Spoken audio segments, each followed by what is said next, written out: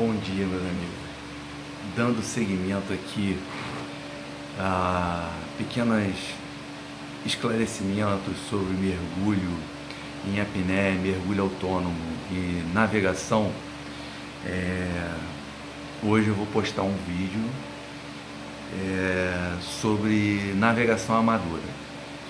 Quando eu tirei a minha carteira de arraio amador, muitas pessoas me procuraram e me faziam questionamento como eu tinha conseguido, o que eu tinha feito, como que eu tinha estudado, me preparado para essa prova. E eu vi que as dúvidas eram comuns, elas se repetiam. Então eu resolvi fazer esse vídeo com o fim de esclarecer as perguntas que foram feitas de forma mais corriqueira. Então eu vou falar hoje sobre navegação, mais especificamente navegação amadora e as respectivas habilitações. Bom, a navegação amadora, ela se divide em 3 habilitações: a habilitação de arraiz amador, mestre amador e o capitão amador. E ao contrário do que as pessoas pensam,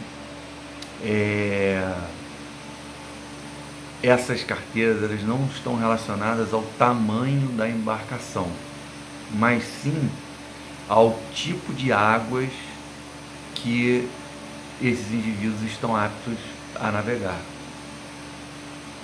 Então, não existe uma correlação entre a carteira e o tamanho da embarcação, mas sim uma correlação em que ambiente aquático a navegação pode ser realizada. Bom, a primeira carteira amadora é a carteira de arraiz. O arraiz amador é um indivíduo que está apto a conduzir embarcações de esporte e recreio nos limites da navegação interior. Depois eu vou explicar o que é navegação interior. O mestre amador, que é o segundo nível, ele está apto a conduzir embarcações no limite da navegação costeira. E, por fim, o capitão amador, que é aquele que está apto a conduzir embarcações sem limite de afastamento da costa. Ou seja, não há nenhuma especificação de distância que ele pode se afastar da costa e fazer a navegação sem que haja problemas com a fiscalização. O arraiz amador, como eu disse, é aquele que pode fazer a navegação interior, que está apto a conduzir uma embarcação em navegação interior. E o que é a navegação interior? Navegação interior é realizada em hidrovias interiores, assim considerados rios, lagos, baías, canais, lagoas, angras, enseadas e áreas marítimas consideradas abrigadas. Aqui no Rio de Janeiro, um exemplo de água abrigada é dentro da Baía de Guanabara. Ali dentro não há problema nenhum do indivíduo realizar esse tipo de navegação, mesmo sendo arraiz amador. Da mesma forma, dentro do limite das ilhas, ali na Ilha do Filho, Pai, Mãe, na praia de Itaipu, ali é considerado águas abrigadas e ele pode navegar ali, sem problema nenhum. Uma curiosidade, né? Pode fazer a navegação em Angras. Aqui no Rio de Janeiro a gente tem um município conhecido como Angras dos Reis. E Angra é um recorte geográfico. É um tipo de geografia em que um morro muito alto ele cai diretamente no mar. Isso é uma Angra, esse tipo de recorte geográfico. É uma enseada largamente aberta em que a costa alta mergulha diretamente no mar. O mestre amador é aquele que pode realizar navegação costeira. O que é navegação costeira? É realizada entre os portos nacionais e estrangeiros dentro do limite de visibilidade da costa ou até 20 milhas náuticas de distância. Então, O mestre amador, ele pode navegar até 20 milhas da costa, desde que ele sempre tenha um apoio do recorte geográfico, da costa de onde ele está realizando a navegação. Já o capitão amador, ele é apto a realizar a navegação oceânica, também conhecida como navegação de longo curso. Essa navegação oceânica é a realizada entre portos nacionais e estrangeiros fora do limite de visibilidade da costa. Então, o mestre amador, ele pode se afastar da costa sem qualquer limite de distância. Ele pode, por exemplo, traçar uma linha daqui do Rio e parar lá na África sem problema nenhum. Ele pode realizar esse tipo de navegação. Essas carteiras de arraiz amador, mestre amador e capitão amador, também a elas são atribuídas símbolos, né? Ao arraiz amador, o símbolo é uma estrela. O mestre amador, o símbolo correspondente são 2 estrelas, e o capitão amador 3 estrelas.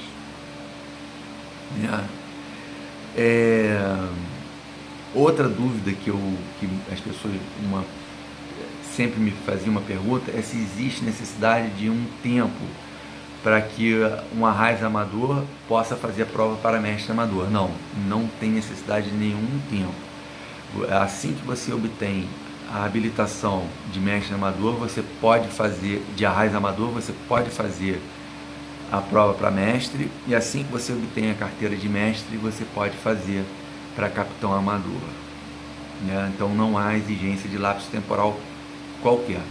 A única exigência é que você tenha a carteira de arraiz para fazer de mestre e a de mestre para fazer de capitão.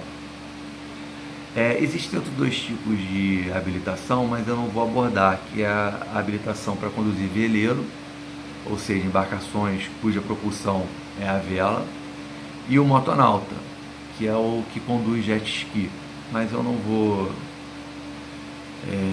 me ater nessas 2 habilitações não.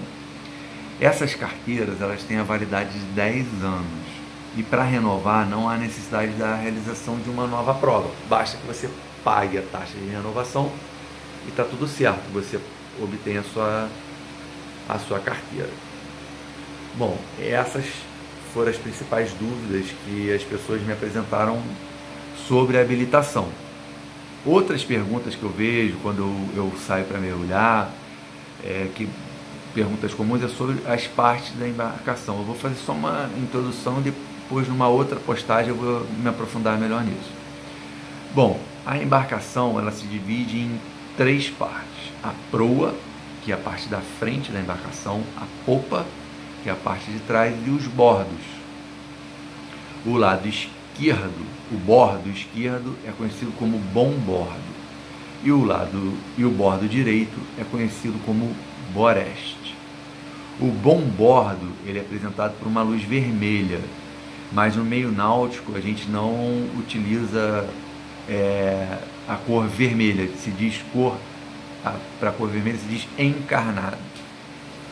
E a luz de boreste é a luz verde, né? Em relação aos bordos ainda, tem uma outra, uma situação mais específica. A parte da frente do bordo, em que ele faz uma pequena curva para fechar o casco da embarcação, essa curva na proa é conhecido como bochecha. Então nós temos a bochecha de bombordo e a bochecha de boreste. A mesma coisa acontece na parte de trás da embarcação, em que aquela pequena curva feita na parte de trás é chamada de boreste, de aleta, desculpa. Então nós temos a aleta de bombordo e a aleta de boreste. Uma outra forma de divisão do casco é feita de forma horizontal e feita pela linha d'água. A linha d'água divide o casco em em duas partes. As chamadas obras vivas, que é a parte do casco que entra em contato com a água, também conhecido como calado, e as obras mortas, que é a parte da embarcação, do casco da embarcação, que não entra em contato com a água. Então a linha d'água divide o barco, o casco da embarcação, em duas partes: obras vivas ou calados, que é a parte que fica em contato com a água, e obra morta, que é a parte que não tem contato com a água durante a navegação. Mais para frente eu vou abordar outros termos náuticos, explicar sinalização, boias, luzes e outros assuntos que eu acho bem bacanas, tipos de ferro que popularmente são conhecidos como âncora. Mas agora eu vou encerrar o vídeo porque já tem mais de 10 minutos e aí fica muito longo para a postagem. Eu espero que vocês tenham gostado.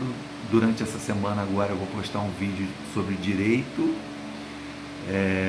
alguns assuntos que eu acho bem bacanas, interessantes sobre direito, e vamos ver se vocês vão curtir.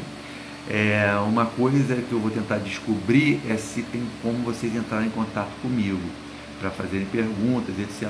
E à medida que vocês forem fazendo perguntas eu vou responder, ok? Tudo de bom para vocês, um bom domingo, fique com Deus.